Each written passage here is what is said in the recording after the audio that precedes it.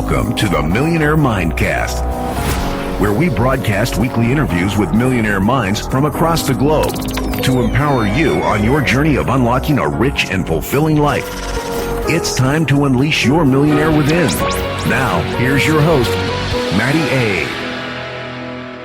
What's going on, you guys? Welcome into another Wealth Building Wednesday. We got a great update for you guys on everything that is going on in the markets right now, how it's going to impact real estate, how it's just impacting life in general. So we're excited to be back with you guys for another episode. As always, I got my co-host here, Mr. Breedwell. How we doing, brother? Good. What's up, guys? Hope you guys are staying well. Hope the families are doing good. For everybody that's affected by this from a work standpoint, we feel for you. If we can be of any resource to you guys, please don't hesitate to reach out. I've had a ton of people reaching out to me, asking me questions, emails, text, calls, DMs. Please do not hesitate. We are here to help. You have been an amazing resource, just selfishly, personally, for me through all of this, which has been amazing. All I know is when you're around advised counsel who is in the know and has a lot of data and resources to back it up, it makes you sleep a little bit better at night when you're thinking about your finances. So thank you, Mr. Breedwell, for being on my team, brother. You're welcome. So for those of you that are new to the podcast, you haven't checked out our monthly contest and giveaway, all you have to do is head over to go.millionairemindcast.com if you want more information on our upcoming Wealth Camp events. 5-star world-class experiences, intimate groups, wealth workshops to help you in your march to $1 million and beyond. Keep more of your money. Obviously, protect your assets, grow your assets, your passive income, your net worth, while having a whole hell of a lot of fun doing it. You can learn more about our Wealth Camp experiences by texting the word Wealth Camp to 844-447-1555, or just head over to therichlifeacademy.com for more information on that, as well as many other resources, coaching, content available for you guys, richlifeacademy.com. And guess what, dude? What? We are hosting all of these videos now on YouTube. So they can actually see your face made for radio. Oh, my goodness. I shaved yesterday, so we're Dude, we're I good. shaved too. I haven't shaved in quite some time. I can't get my hair cut right now, so I decided I'm going to at least shave and put on a sport coat and act like I'm still professional in some capacity. Yeah, it sucks. Can't get your hair cut. I know, right? So if you guys aren't subscribed to the YouTube channel yet, Monday interviews, Wednesday episodes with Ryan and I, and my Friday solo, Friday Food for Thoughts are all now on the YouTube channel. Just type in Millionaire Mindcast. Check out some of our episodes. If you're not subscribed, subscribe.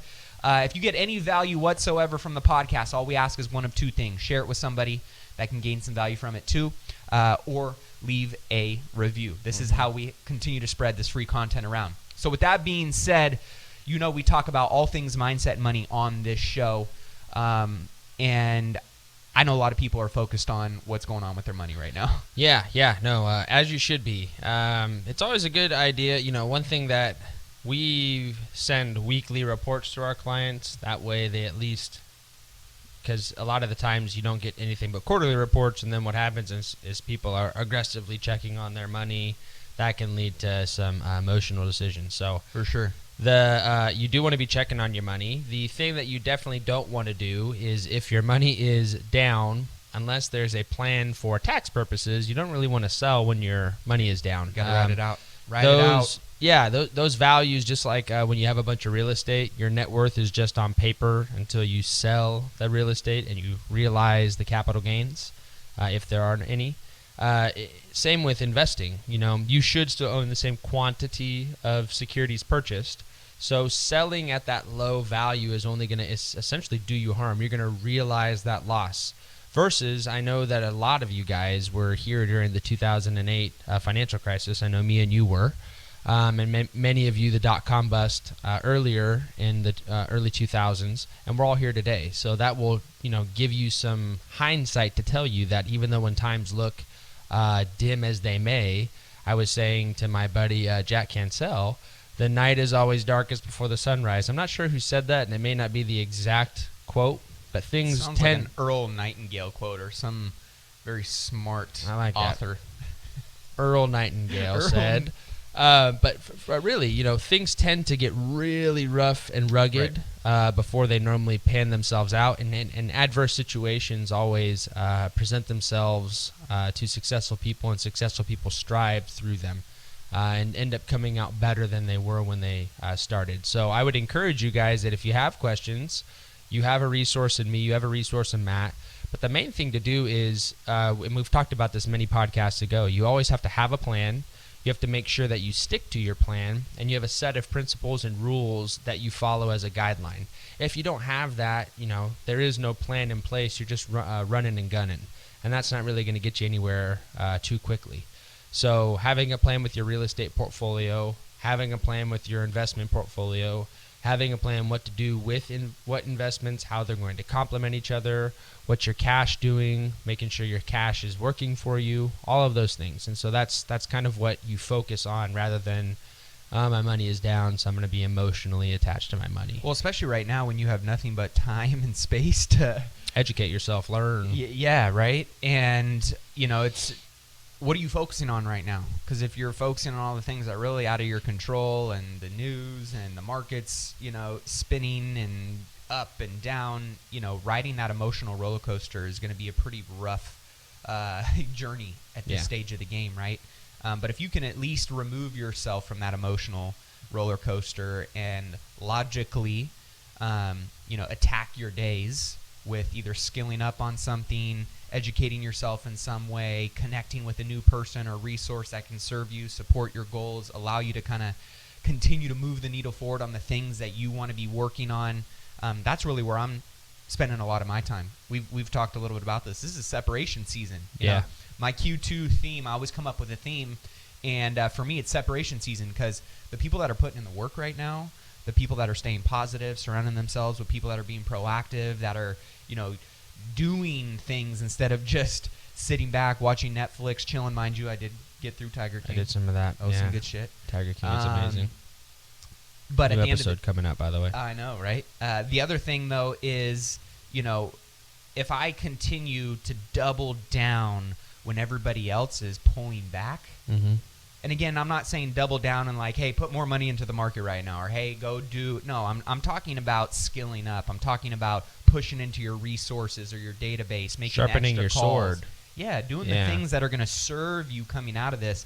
This is where the people who are taking a step back and losing ground you're going to separate yourself from that pack. But what you do over these next 30, 60, 90 days is going to be very telling as to where you're going to come out on the chessboard once all the dust settles. Because a lot of people you're going to have seen 30 days ago, before COVID had really hit and had its impact, versus where once the dust settles, everybody's going to be at after this 30, 60, 90 days. The landscape's going to look different.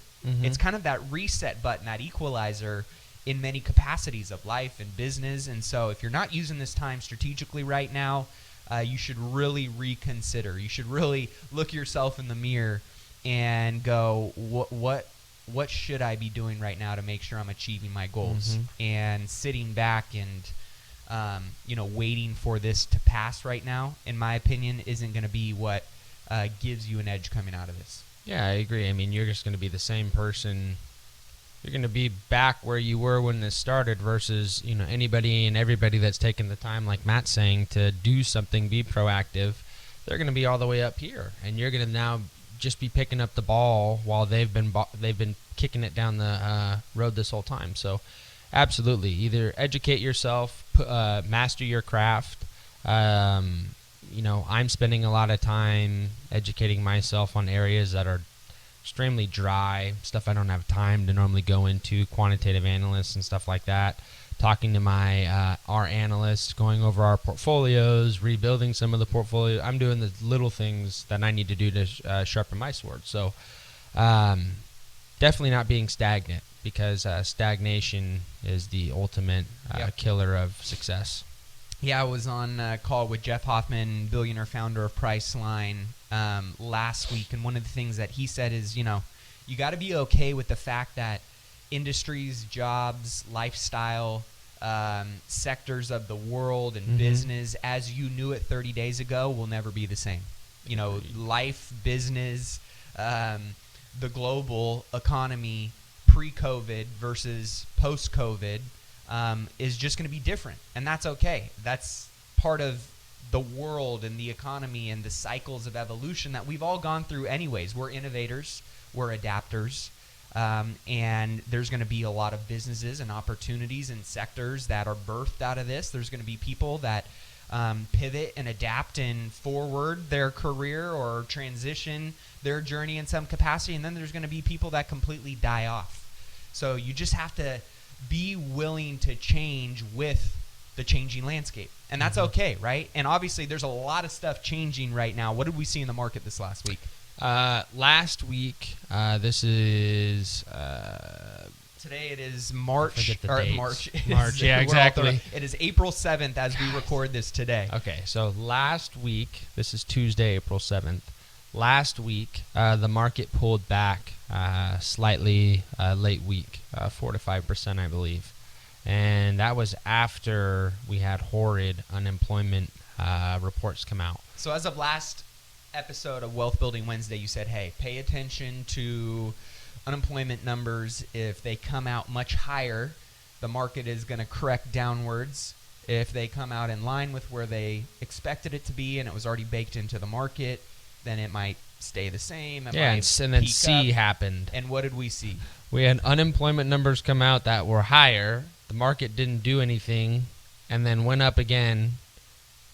And then for some reason, when we had good data come out, the market went down. So very weird. What do you make of that, though? It's just, I don't know. It's not, still figuring it out. But moving forward, what happened over the weekend was we had some good news from the Trump administration about the virus, kind of that moving the ball down the road, getting a vaccine going, so on and so forth.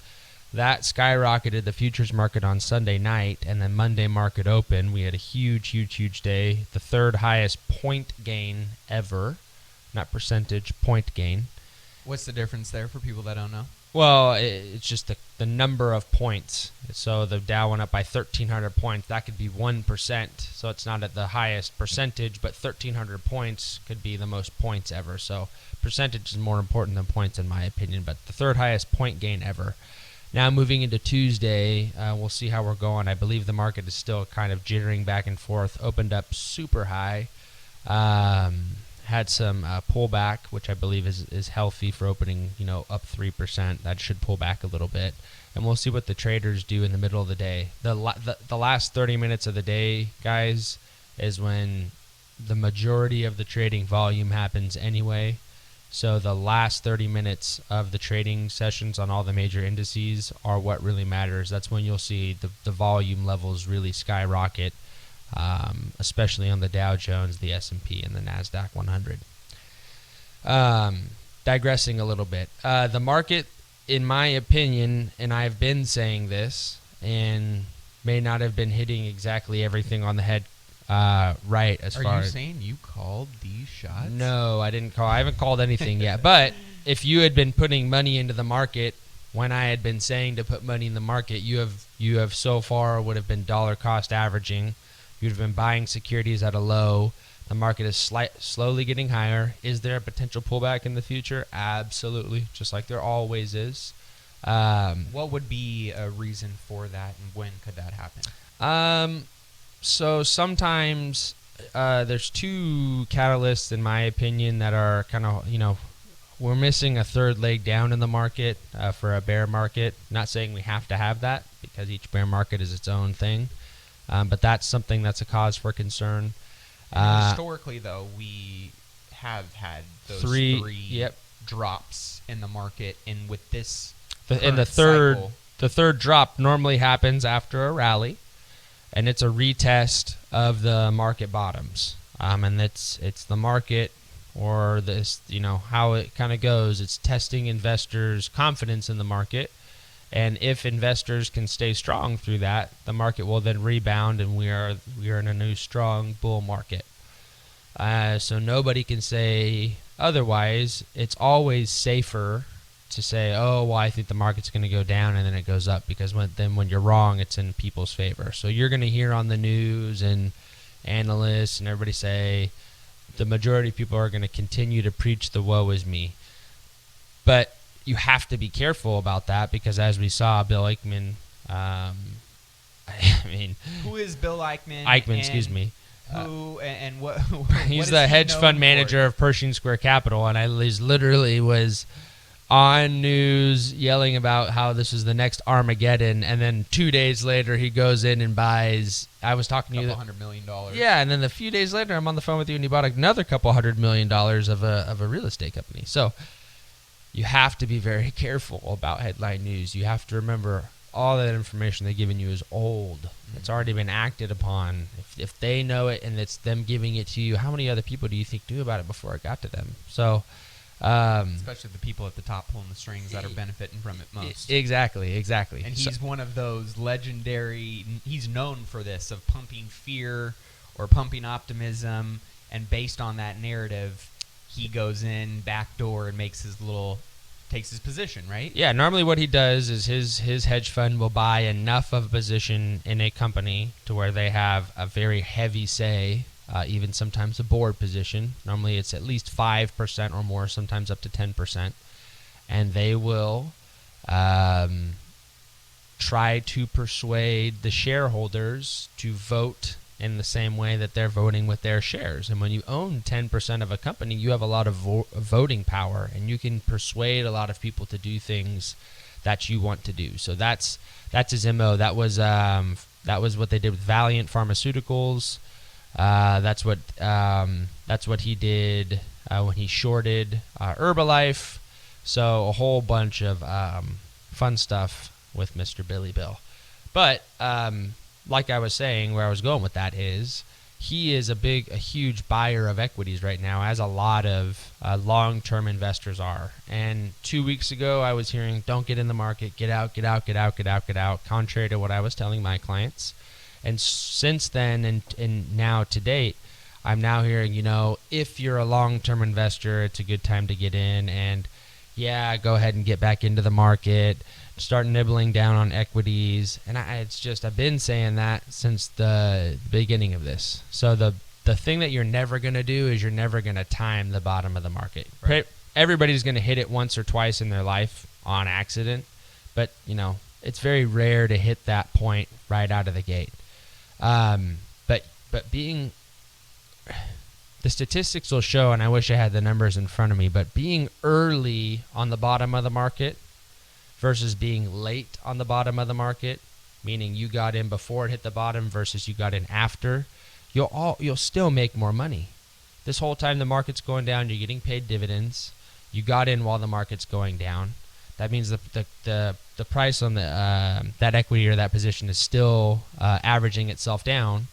And then on the flip side to that, on the rebound, you're gonna already be holding that position, and when people are dumping their money into it, you're gonna be riding that rocket up versus trying to grab onto that rocket as it's going up. So when you put a market order in and the share price is going up, and you say, hey, I want to buy it at 21, if the offer or if the ask is 21.60, you're gonna pay 21.60, and that 60 cents doesn't seem like a lot, but in 30 or 40 years, that could have been $13,000, $14,000, $15,000. So I'm a big, if y'all can't tell, I am not a bear on the market. I just know that the market goes down, and as a bullish investor, as I am, volatility presents an opportunity to buy, as it does in real estate. That's how a lot of millionaires today are sitting here, is because 2008 happened. I can literally think of 5 or 6 people that were making $100,000 a year back in 2008 and 2009 that now make 7 times that, because they went and bought 4 properties for 20, 30 grand from the bank. So opportunity, volatility in any market normally presents an opportunity for people that are smart to get into that market because it's at a discount. And the same, as I have been saying and will continue to say, is for the stock market. You just cannot be scared and emotional with your money. I know a lot of the listeners on here would It's so damn hard, and I get it. I mean, I would be lying if I said I wasn't emotional about my money. I'm sure you feel a certain time, but you go back to your guidelines and your principles. Well, I just know this exact reason with the market is why there is no live ticker on your home price. They will not allow it. People, if you could see a live value of your home, it would move way more aggressively than this. Oh, for sure. Like so aggressively. If you think the stock market is volatile, the price of your home is much more volatile. You just don't get the report except once a year, and because it's been a year, generally speaking, you've ridden out all those waves up. So, it's just, again, lack of financial education, people thinking about their money in an emotional way, which is the way that we're taught and kind of conditioned as we grow up. Well, that's why we have these conversations, because at the end of the day, we're all human, right? And Agreed. This journey of wealth building, of business, of entrepreneurship, of being just an investor, it is an emotional journey. Yeah, it right? is. It is. Are you applying those emotions in the right areas and in the right buckets? I feel like you're, in investing in any capacity, anywhere, whether it be in your business, whether it be in an outside business, whether it be investing your money into a company, a stock, a bond, whatever it is, you cannot be emotional, because that's going to clout your you just need to, numbers, math is an exact science, folks. Data-driven decisions. If it doesn't work, it probably won't work. If it don't make sense, it won't make dollars. I promise you that. So just remove emotion from your decisions that have to do with anything with your money or investing, and you will most of the time be better. Because I can tell you, and I know you've said and I've said before, our worst decisions have been knee-jerk or emotion-based. And they sound and feel great when you make them. My goodness. Like a hot butter through knife, man. It's a beautiful thing. But on the tail end of it, the 20/20 hindsight, oh my gosh, they're so bad. When they blow up on you, man, it's literally earth-shattering. So keep your emotions away from your money and your investment decisions. You will be better long-term. It's the hardest thing to do. I get that going down. When I looked at my portfolio and it was down 72.9%, Matt saw the picture. It was a little bit not fun. But I had my 5 minutes of, okay, I'm good. And then I went and put $30,000 in my portfolio. So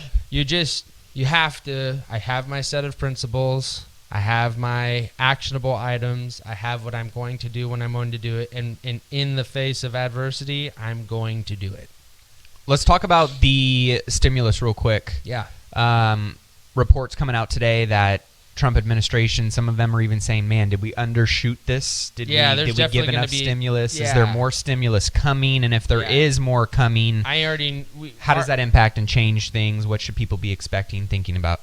I was talking to our analysts, and they predicted that there's probably going to be 2 phases of this. They were probably only going to talk about phase 1 and keep phase 2 under wraps as an additional boost to the economy. 2 phases have likely always been planned. Take this as a good example of it's not what you say, it's how you say it. This is a properly packaged piece of information. So no doubt it was not enough money for people. We don't know what the second is going to be. I've heard a lot of things tossed around. From what we're guessing, it's going to be more direct cash to consumers. And not as much business stimulus. Small business and consumer focused. So little guy focused versus this time 1099, solopreneurs, sole proprietors. Yep. Because those were the back end on this one. So that should flip-flop in the front end. Do not be surprised if there's a lot of money for big corporations, though. Big corporations will always, in the U.S. economy, unfortunately, even over human life, a lot of times get the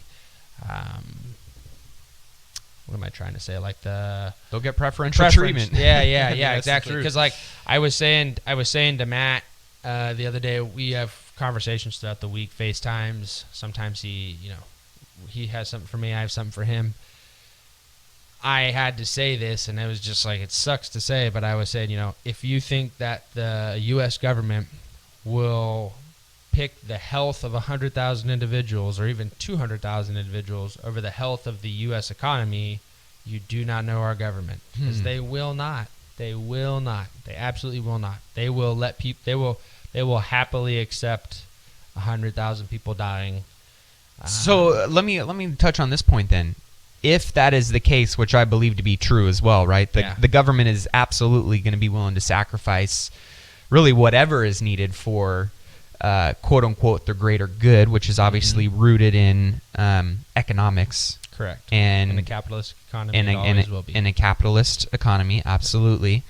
So then if they are doing what they're doing right now and putting the stress onto the economy and everything that's been going on, is this, they obviously see this health scare as something extremely critical and dangerous, right? As far as the U.S. government does, or right? Or I guess the question I'm trying to get around to is in the sense of, why are they issuing all of these shelter in places and essentially stalling out many aspects of small business and the economy if they really don't care? And we're still the largest country that hasn't done a national shelter in place. I mean, in some updated numbers here today, as I look at the COVID dashboard, United States number one most confirmed cases in the world at 377,000 as of April 7th. The closest country to us is Spain at 140,000. They're not even half of what we're at, and our increase in cases is still spiking right now, more than any other country. So we still obviously have some room for this to play out. I guess the concern that I have is how long do we not get back to business? Like, how long do we allow this pause button to stay on the U.S. economy? I'm still pretty certain in the next 3 weeks things will open back up. So you think, I'm sticking to my the guns April 30th? Yeah, and I think it's actually going to be fine before then. They're going to stick to the April 30th. You have to remember, federal government still has not put a national shelter in place, and only states have. It's been left up to states. Holy crap, did you see Florida? That was a little aggressive. I think the federal government should have stepped in, especially with the geriatric population there. My gosh, that's an older population. But that's, again, why states are allowed to govern themselves within their own borders. I am very confident in the next 3 weeks. I don't want to say that to piss people off. I'm just telling you guys, I'm data driven. I'm just following what the market is telling me currently. That can change daily and weekly, but currently speaking, it looks like everything is going to open back up.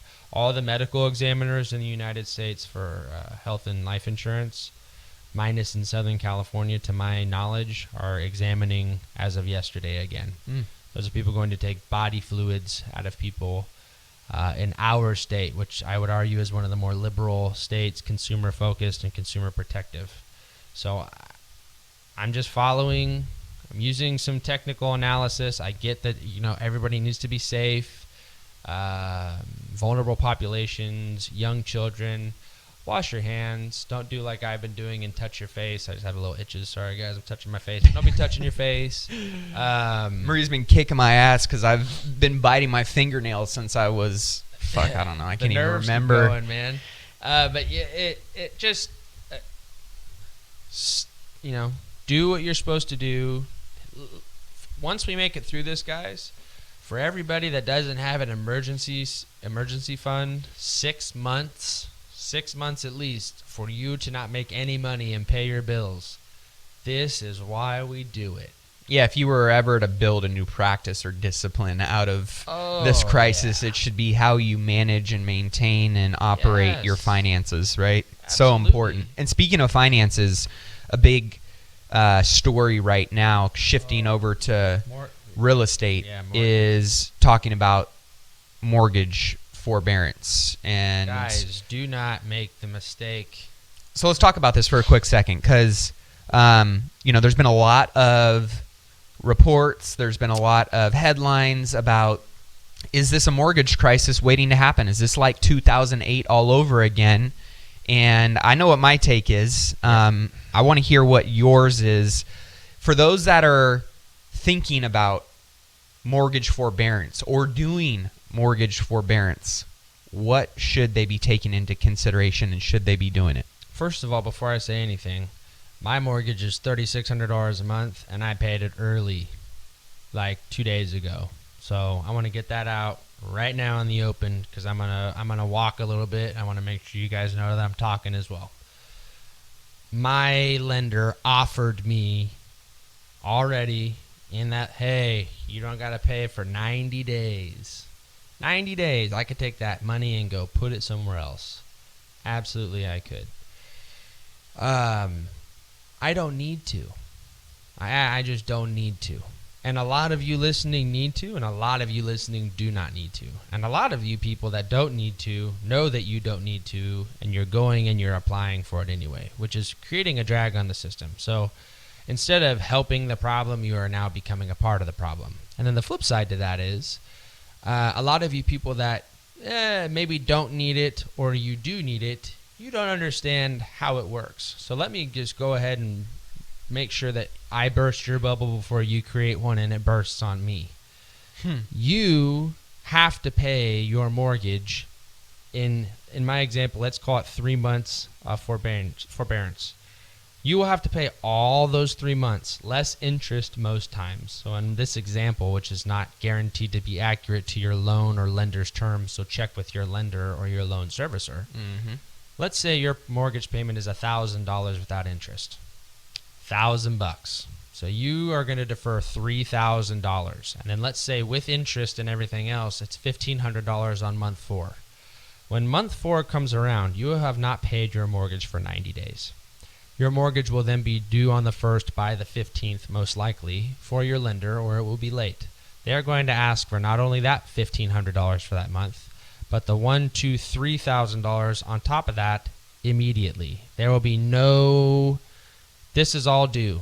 You can be late on this, massive fees late on that, because you've already deferred it for 90 days. So a lot of people are thinking, hey, if this forbearance, they're gonna tack it on to the end of my loan, or they're gonna forgive it, and they're mistaking it for absolutely not a true concession.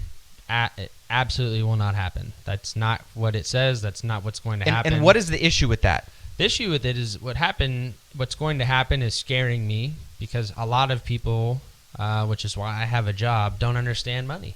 So they're going to say, wow, I'm going to not pay my mortgage, and then I'm just going to pick up the mortgage payment in 4 months.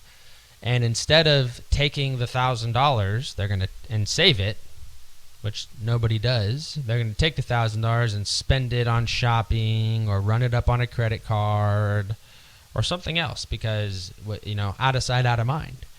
And then that 4th month is going to come around. All of this is going to come due, and the majority of the people are not going to have the money to do it, so they're going to miss those payments, and that's going to cause defaulting, and that could cause a mortgage crisis. So that's what bothers me.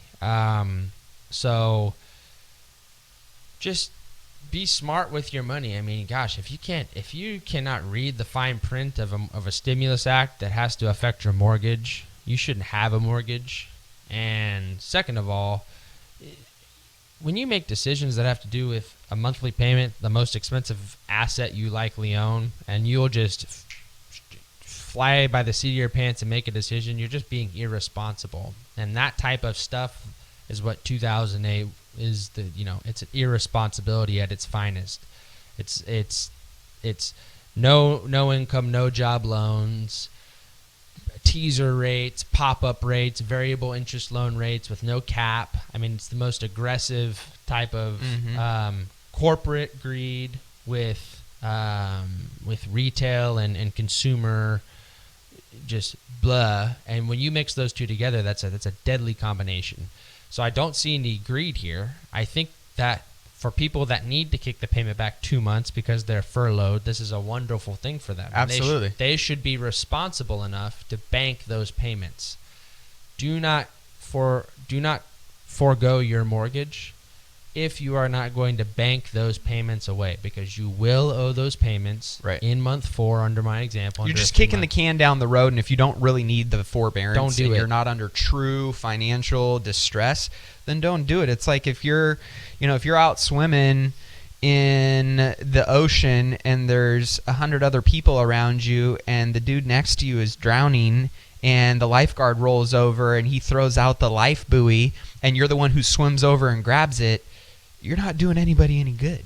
And so I just really think, again, when you think about the domino effect that this could have, are we in a financial crisis? You sent out an amazing email to all of your clients and offered it to all of our Millionaire Mindcast listeners.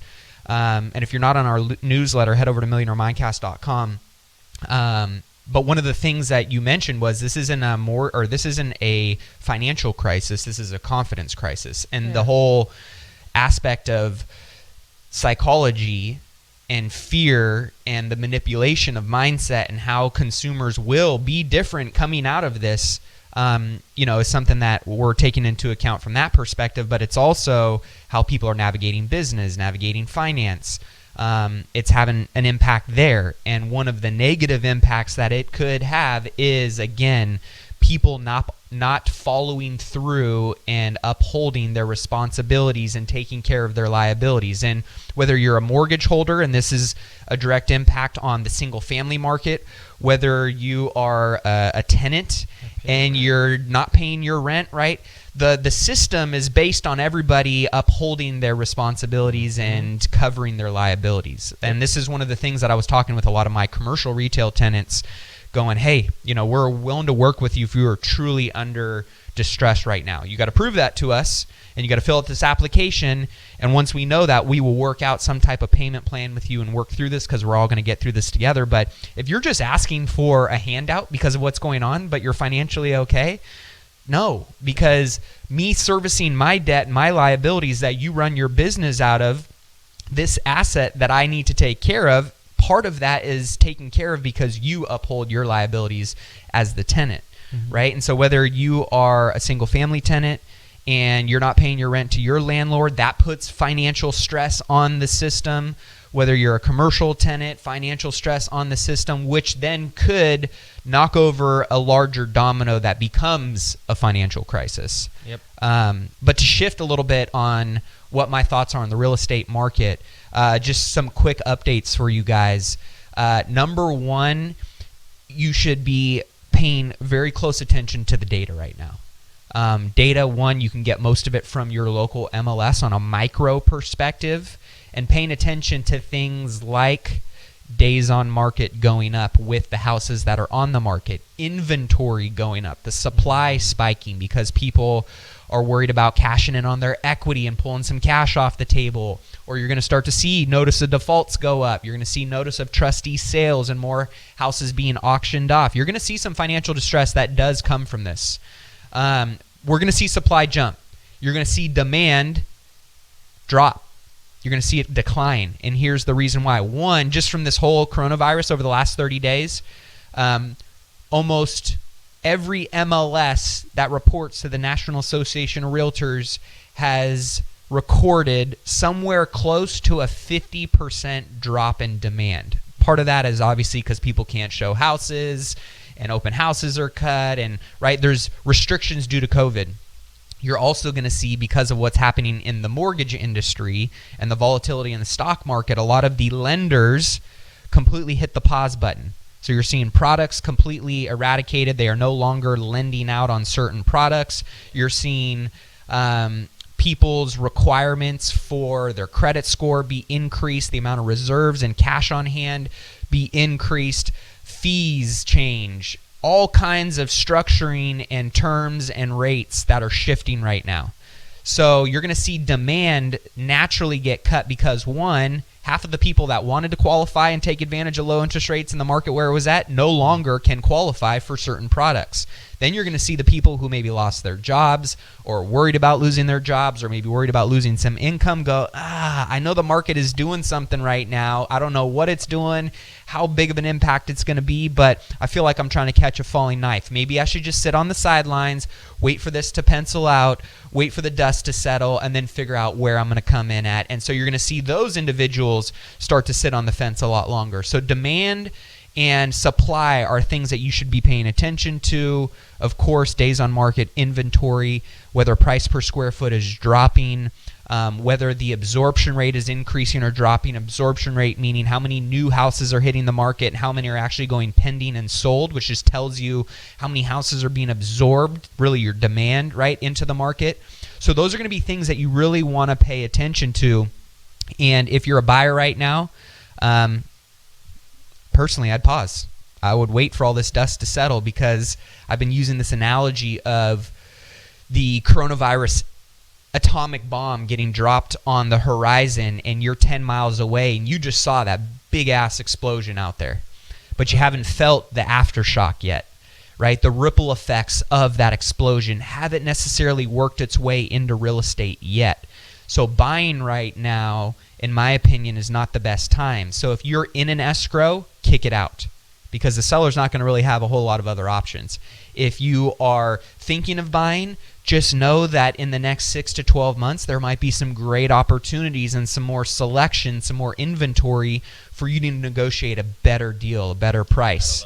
At a lower price, too. At a lower price, And absolutely. unless your rates was locked in, man, we're getting to the point where almost all rate locks are going to be dropping off that were any good. Yeah, well, as of right now, the big banks are not allowing a rate lock until you are cleared to close. I'm talking about people that locked 30 days Oh, ago. yeah. On day 27. Don't let your real estate agent and your lender pressure you like rates are never going to go back down. It's just they will. Yep.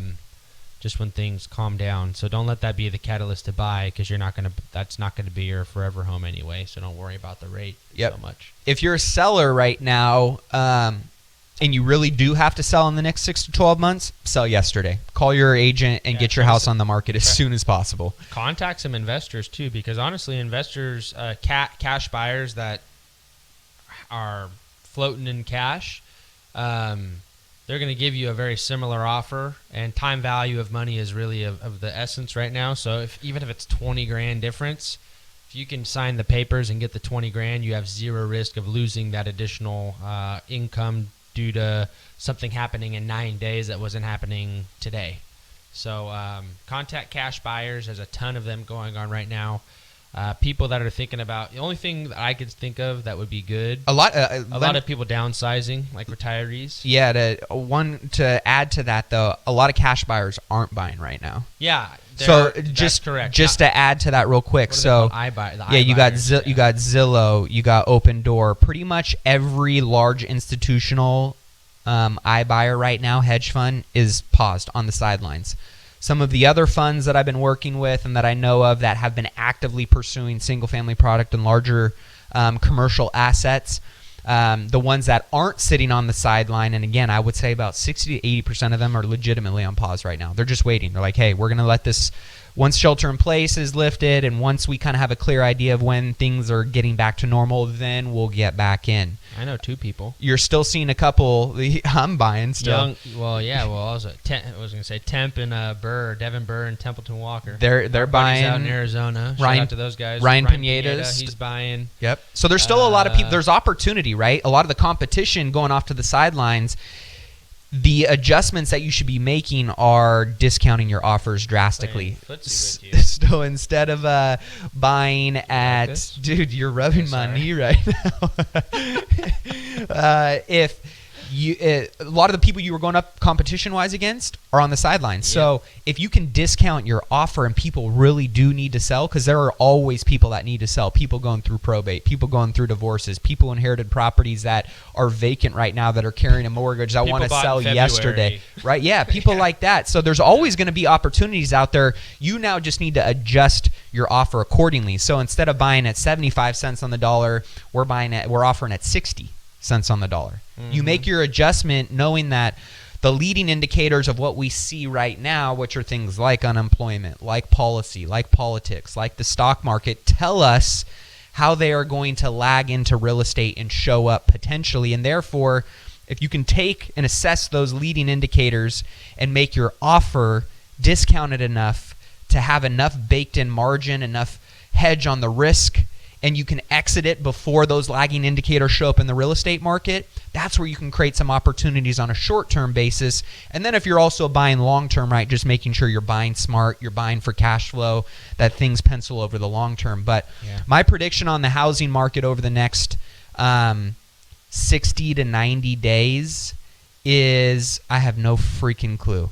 And here's the thing. I still think it all comes back to this big X factor of when is shelter in place lifted from a national perspective? When is this stay-at-home suggestion turn to let's get back to it, guys? Now is the time for us all to band together as an economy, as, team human, and we all get back to business, our jobs. And if patronizing your local restaurants, when people feel confident in that, that's when I think we're going to start to see things pick up again. But until then, I think we're on a really slippery slope, dude. I really do. And if you subscribe to, first of all, subscribe to this podcast. But second of all, if you subscribe to my train of thought, if the market is going up by 5-6% and we're not buying in businesses, I can't wait to see what happens when businesses open back up. And don't listen to these pundits on the news saying that they're not confident that the U.S. consumer will immediately go back and buy. That is a load of BS. I know, I want to go do all the stuff that I used to do. I'm literally going on grocery shopping dates with my wife right now. And buying eggs from 7-Eleven. Here's what I will tell you. If I am right, which I have been pretty right so far, and if I am right and the market does subside and business opens up the next 3 to 5 weeks, y'all are going to wish that you listened to me a month ago, because the market is not only going to take off, it is going to leave you in the dust. And you will be so late to the party and miss out on so much earnings, it's not even funny. So, with that being said, nobody knows. Yeah. And nobody has a crystal ball, and it changes daily. So, make sure, like Matt was saying, I completely agree. If you're a buyer of anything, especially of commercial, stay away from. Yeah. But especially residential right now, I even heard my buddy Jack Cancel talking about this. This is some investors are ready to buy it from him. It's a transaction that's going to pay him. Hold off. Why don't we just hold off right now? Because it's not the best thing for you to do. Why don't we go ahead and kick the ball 3 to 4 weeks down the road and see with a little bit more clarity what this is going to do? Because as Matt is saying, there are leading indicators that have already done their job. They have marched their march. We now have lagging indicators that are going to catch up and tell us what these did, what was that effect.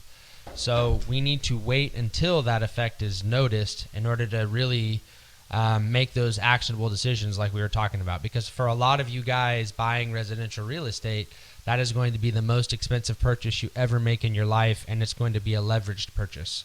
So you need to make sure that when you make that most expensive leveraged purchase, that it's a smart one and it's done with a lot of wherewithal and a lot of reason behind it. You're going to be kicking yourself if you could know in 2 examples, A, I pulled the trigger immediately, or B, I waited. And in B, I waited, I saved $75,000 on the price of my home that in 2 years was back in my pocket via equity. So you just have to be really smart. And fortune favors the bold, I agree. But also, smart money is where the money is made.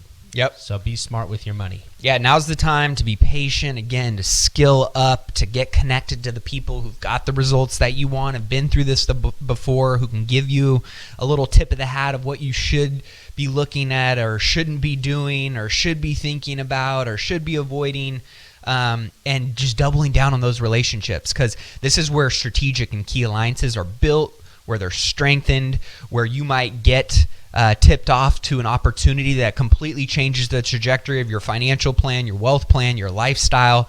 Right now, again, is where a lot of people are contracting, And when I say expansion, it doesn't mean you need to be putting a bunch of money into, this or investing in that. What I mean expansion is expanding your knowledge, expanding your skill set, expanding your resources and the opportunities that will come from practicing and doubling down on a lot of those things. So right now, if you're not involved in our community, you haven't said what up to us, first and foremost, you got to text me 844-447-1555 if you have a question that you want us to answer on the show. Head over to go.millionairemindcast.com, get entered into our monthly contest giveaway, and be sure to check out more details on our upcoming wealth camps if you want to hang out with this dude, this wild guy. At our cabin. At the cabin up in Lake Tahoe, or our future wealth camp events, details to be released here soon. Just text the word wealth camp to 844-447-1555, and we'd love to talk more about having you at one of our intimate events, max 10 people. You really get to know these individuals.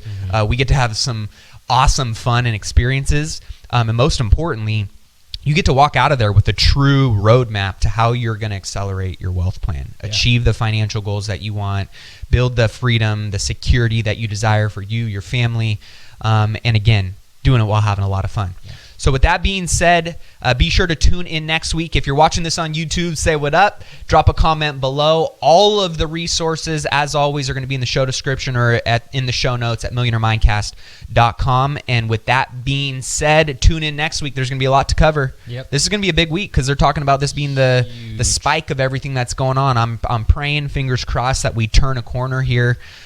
We start to see some positive things get discussed and talked about in the media, and Mr. Breedwell is going to keep digging into the data for all you guys to keep you at least armed and equipped to navigate this roller coaster that we're on. So share this episode. Hopefully you guys enjoyed the value from today. We'll see you guys next week.